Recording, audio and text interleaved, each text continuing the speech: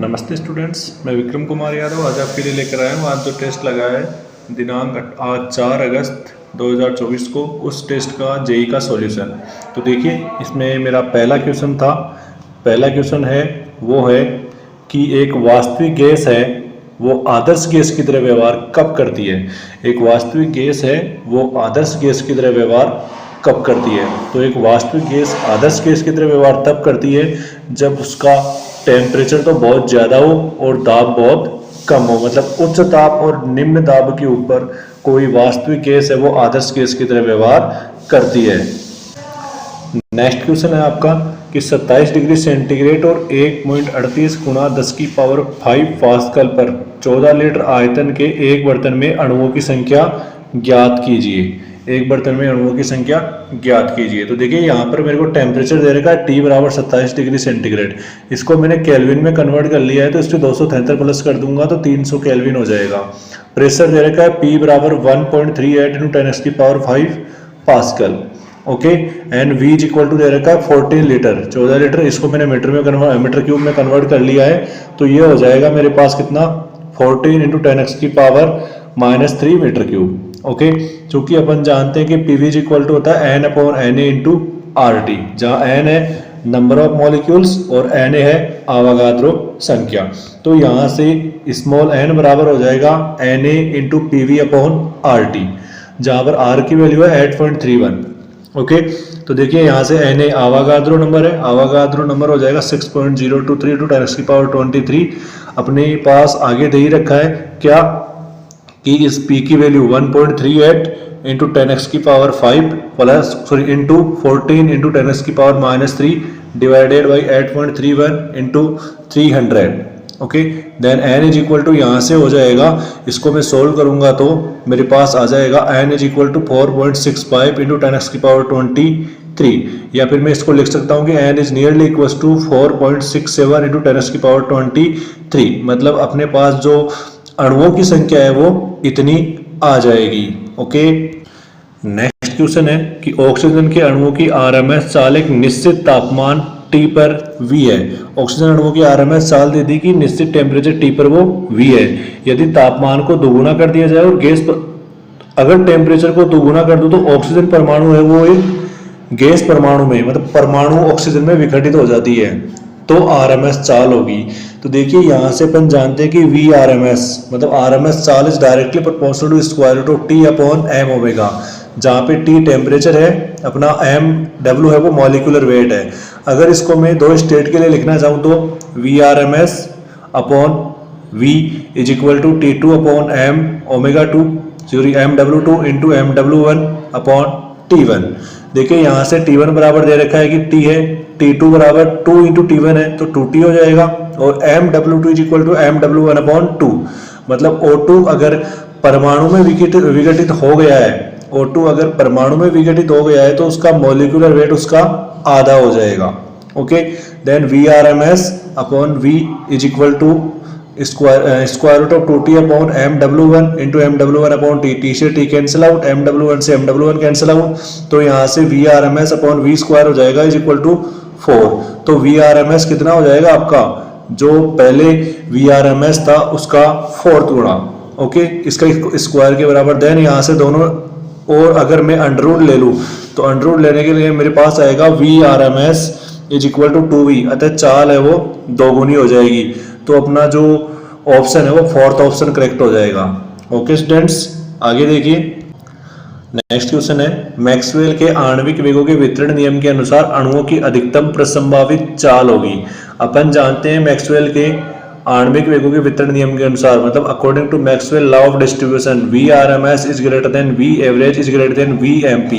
ये इसको लिखते हैं RAM। R मतलब VRMS, A मतलब V एवरेज और M मतलब V मोस्ट प्रोबेबल। यहाँ पे पूछा है कि अधिकतम प्रसंभावित चाल मतलब मोस्ट प्रोबेबल स्पीड क्या RMS से मतलब क्या होती है, तो इसका 4th ऑप्शन सही हो जाएगा, RMS चाल से कम। देखिए, यहाँ से VRMS is greater than VMP है तो RMS चाल से कम हो जाएगी। ओके, नेक्स्ट क्वेश्चन है कि किस तापमान पर O2 अणुओं की चाल O2 अणुओं की आरएमएस चाल पृथ्वी के वायुमंडल से दूर जाने के लिए पर्याप्त होगी। मतलब O2 अणुओं की ऐसी कौन सी चाल होगी जो कौन सा टेम्परेचर होगा जिसके कारण से O2 अणु है वो पृथ्वी के वायुमंडल को छोड़ करके उसके वायुमंडल से बाहर चला जाए, मतलब पलायन कर जाए। तो इसके लिए अपन को एक कंडीशन पता है कि VES is equal to VRMS। मतलब जो VRMS वेलोसिटी होती है वो VES मतलब एस्केप वेलोसिटी पलायन वेग के बराबर, तो 11.2 kilometre equal to square root of 3 kT upon m। यहाँ पे VES की वैल्यू होती है 11.2 किलोमीटर, इसको मैंने मीटर से पर सेकंड में बदल लिया है, तो 11.2 इंटू 10⁻³ मीटर पर सेकंड। ओके, आपके O2 अणु का आपको द्रव्यमान दिया है 2.76 इंटू 10⁻26 kg और K की वैल्यू होती है वोल्टजमान कांस्टेंट 1.38 इंटू 10⁻23। ओके, देन ये वैल्यू मैं यहाँ रखूंगा, ठीक है, इसका दोनों तरफ से स्क्वायर कर दूंगा, पहले दोनों तरफ से स्क्वायर करके वैल्यू रखूंगा तो t इज इक्वल टू आ जाएगा 11.2 गुणा 10⁻³ का होल स्क्वायर गुणा m upon 3k। Then t सारी वैल्यू रखूंगा तो t बराबर मेरे पास आ जाएगा 8.360 इंटू 10⁻⁴ केल्विन। ओके, मतलब इस इतने ताप के ऊपर जो ऑक्सीजन अणु है वो पृथ्वी के वायुमंडल से पलायन कर जाएगा। नेक्स्ट क्वेश्चन है कि स्थिर दाब पर ऑक्सीजन का तापमान 427 डिग्री सेंटीग्रेड है। एट कांस्टेंट प्रेशर पे इसका मतलब जो टेम्परेचर है वो 427 डिग्री सेंटीग्रेड है। मतलब आगे है इसको कितने ताप तक ठंडा किया जाए ताकि इसके अणुओं का आरएमएस वेग पहले के मान का आधा हो जाए। मतलब यहाँ से 127 मतलब अणुओं का तापमान है ऑक्सीजन का स्थिर दाब के ऊपर वो 427 डिग्री सेंटीग्रेड है और यहाँ से आरएमएस वेग को आधा करना है। आरएमएस वेग को आधा करना है तो आधा करने से जो टेम्परेचर प्राप्त होगा वो यहाँ से अपन को फाइंड आउट करना है। तो देखिए VRMS is directly proportional to होता है क्या, TK। तो इसको मैं लिखता हूँ VRMS first upon square root of T1 is equal to constant, then VRMS upon square root of T2 is equal to constant. अगर RHS बराबर है तो LHS भी बराबर। ओके, यहाँ से देखिए आगे VRMS first upon VRMS second is equal to T1 बटे T2। ओके, देन T1 की वैल्यू है 427 डिग्री सेंटीग्रेड पे हो जाएगी 700 केल्विन और VRMS 2 अपन को दे रखा है कितना कि VRMS फर्स्ट अपॉन 2 है, मतलब पहले जो VRMS था उसका आधा है यहाँ पे। तो मैं लिख दूंगा इसको कि VRMS first upon VRMS first upon 2 is equal to square root of 700 upon T2। दोनों तरफ में वर्क कर दूंगा तो देखिए इधर VRMS से VRMS तो कैंसिल आउट हो जाएगा। देन आगे देखिए दोनों तरफ वर्क कर दूं तो बच जाएगा 4 upon 1 is equal to 700 divided by T2। तो T2 आ जाएगा यहाँ से 175 केल्विन। 175 केल्विन को यहाँ से डिग्री में कन्वर्ट कर दूं तो 175 माइनस 273 ये हो जाएगा, तो T2 बराबर आ जाएगा माइनस में 98 डिग्री सेंटीग्रेड। ओके, तो इसका ऑप्शन फर्स्ट है वो करेक्ट हो जाएगा। देखिए आपका नेक्स्ट क्वेश्चन था कि एक गैस चेंबर में रखी एक आदर्श गैस के अणुओं की वर्ग माध्य मूल गति, ये वर्ग माध्य मूल गति है वो 2100 मीटर पर सेकंड है। तो ऑक्सीजन गैस का दबाव क्या होगा, मतलब यहाँ से ऑक्सीजन का प्रेशर अपन को फाइंड आउट करना है। क्योंकि यहाँ पर दिया हुआ है कि VRMS कितना है 2100 मीटर पर सेकंड है। क्योंकि अपन जानते हैं दाब का फॉर्मूला होता है कि P is equal to 1/3 rho into VRMS square. अपन को रो दे रखा है O2 अणु का घनत्व, रो घनत्व को रिप्रेजेंट करता है, तो O2 अणु का घनत्व दे रखा है अपन को यहाँ से कितना दे रखा है 8.99 × 10⁻² kg पर मीटर क्यूब। तो P बराबर हो जाएगा 1/3 into 8.99 into 10⁻² into VRMS square. तो देखो VRMS 2100 है, 2100 है, तो 2100 इंटू 2100 अगर मैं यहाँ से देखूँ तो मेरे पास प्रेशर आ जाएगा 1,32,153 न्यूटन पर मीटर स्क्वायर। अब मेरे को दे रखा है कि इस न्यूटन पर मीटर स्क्वायर को मेरे को ATM में कन्वर्ट करना है, तो इसके अंदर में 1.01 इंटू 10⁵ का भाग दे दूंगा तो मेरे पास आ जाएगा P is equal to 1.3 ATM। तो इसका ऑप्शन सेकंड है वो करेक्ट हो जाएगा। ओके, नेक्स्ट क्वेश्चन है आपका कि एक आदर्श गैस के 300 लीटर को 27 डिग्री सेंटीग्रेड के स्थिर दाब पर गर्म किया जाता है तो आयतन 600 लीटर हो जाता है, तो अंतिम तापमान क्या होगा। मतलब यहाँ से गैस ले रहा है और उसके 300 लीटर को 27 डिग्री सेंटीग्रेड पर स्थिर दाब पे गर्म कर रहा है ये, मतलब यहाँ पर प्रेशर है कांस्टेंट है। ओके, देन अगर इसका आयतन 600 लीटर कर दिया जाए तो इसका तापमान क्या होगा, ये पूछ रहा है ये। तो देखिए यहाँ से दे रखा है कि P is equal to constant. अगर P is equal to constant है तो चार्ल्स लॉ के अकॉर्डिंग पूछता हूँ V is proportional T is equal to V is proportional T। Then इसको टू स्टेट के लिए लिखना चाहूँ तो V1 upon T1 is equal to V2 upon T2। चूंकि V1 दे रखा है 300 लीटर, V2 दे रखा है 600 लीटर, तो 300 और टेम्परेचर T1 दे रखा है कितना 300 केल्विन, 27 डिग्री सेंटीग्रेड यहाँ से दे रखा है, तो 27 डिग्री सेंटीग्रेड को केल्विन में कन्वर्ट कर लूंगा तो वो 300 केल्विन हो जाएगा। तो यहाँ से 300 बटे 300 इज इक्वल टू 600 बटे T2। देन 300 को 600 से मैंने 2 टाइम्स काट दिया तो T2 इज इक्वल टू आ गया 600 केल्विन। देन इसको मैं डिग्री में बदल लूंगा तो T2 is equal to 600 minus 273 हो जाएगा 327 डिग्री सेंटीग्रेड। नेक्स्ट क्वेश्चन है मेरा क्या है, यदि 27 डिग्री सेंटीग्रेड ताप तथा 1.0 इंटू 10x की पावर 5 न्यूटन पर मीटर स्क्वायर दाब पर अणुओं का आरएमएस वेग 100 मीटर पर सेकंड है। मतलब 27 डिग्री सेंटीग्रेड पर अणुओं का वेग कितना है 100 मीटर पर सेकंड है।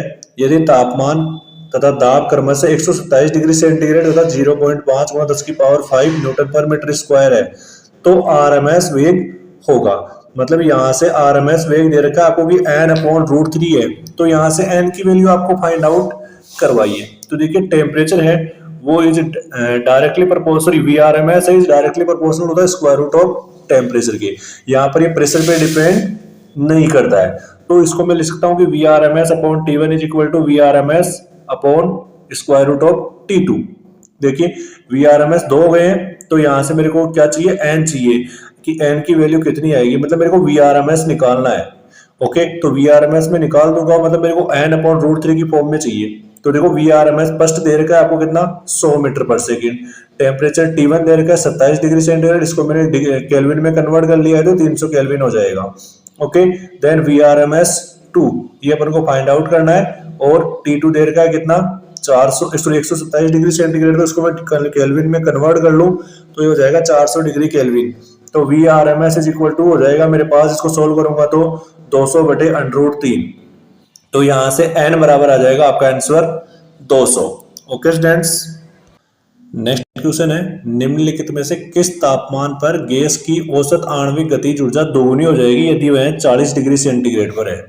मतलब वो टेम्परेचर फाइंड आउट करना है अपन को कि जिस पर औसत आणविक गतिज ऊर्जा दोगुनी हो जाएगी। मतलब पहले वो 40 डिग्री सेंटीग्रेड पे है तो दोबारा वो कितने डिग्री सेंटीग्रेड पे होगी वो अपन को फाइंड आउट करना है।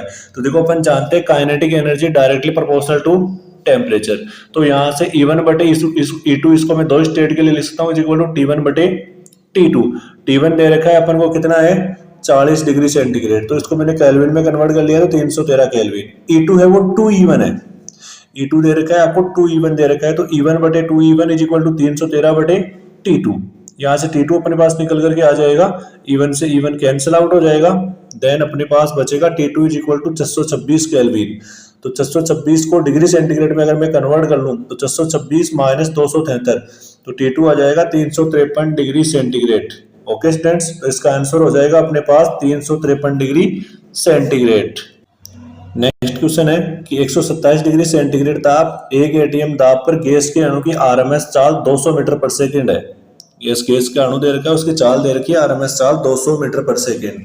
तो अगर उसका टेम्परेचर 200 डिग्री सेंटीग्रेड और दाब 2 एटीएम हो जाए तो उसकी चाल n√5 है। मतलब ये आरएमएस चाल दे रखी है n√5, तो आपको n की वैल्यू यहाँ से फाइंड आउट करनी है। तो देखिए Vrms is directly proportional to square root of T अपन जानते हैं। अगर इसको 2 स्टेट के लिए लिखना चाहूँ तो मैं इस प्रकार से लिख सकता हूँ कि Vrms first upon square root of T1 is equal to Vrms 2 upon square root of T2। T1 दे रखा है मेरे को 127 डिग्री सेंटीग्रेड, इसको मैंने केल्विन में कन्वर्ट कर लिया है तो 400 केल्विन। देन T2 दे रखा है 227 डिग्री सेंटीग्रेड, इसको मैंने केल्विन में कन्वर्ट कर लिया गया 500 केल्विन। Vrms फर्स्ट दे रखा है 200 मीटर पर सेकंड, Vrms सेकंड यहाँ से पूछ लिया है, तो 200 बटे square root of 400 is equal to Vrms 2 upon square root of 500। तो स्क्वायर रूट ऑफ 400 का स्क्वायर रूट हो जाता है 20, तो 200 बटे 20 is equal to Vrms upon 10√5, क्योंकि 500 को मैं 100√5 लिख सकता हूँ, तो यहाँ से 10√5 हो जाएगा। देन Vrms 2 क्या हो जाएगा यहाँ से 100√5, तो अपने पास n की वैल्यू क्या आ जाएगी, n इज इक्वल टू आ जाएगा अपने पास 100, n की वैल्यू आ जाएगी कितनी 100। नेक्स्ट क्वेश्चन है 8 मोल O2 का एनटीपी पर आयतन क्या है। इसका मेरे को 1 दशमलव अंक तक उत्तर देना है। तो देखिए 8 मोल की अगर मैं 1 मोल की बात करूं तो 1 मोल का एनटीपी पर आयतन होता है कितना, 22.4 लीटर। तो 8 मोल के लिए 22.4 गुणा 8, तो ये हो जाएगा 179.2 लीटर। तो ये 8 मोल ऑक्सीजन गैस का एनटीपी पर आयतन आ जाएगा कितना, 179.2 लीटर।